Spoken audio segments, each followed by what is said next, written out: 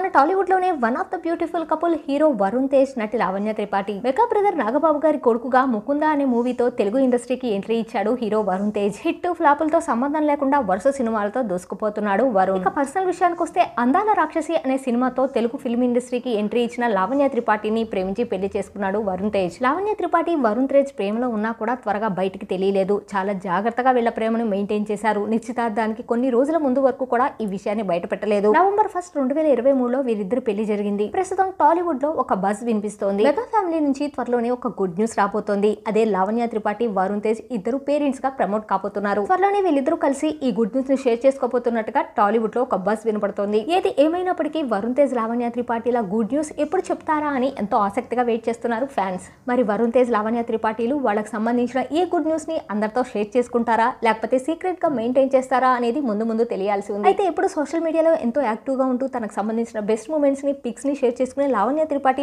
ప్రస్తుతం అయితే సోషల్ మీడియాలో యాక్టివ్ గా ఉండడం లేదు. తనకు సంబంధించిన పిక్స్ కూడా షేర్ చేయడం లేదు.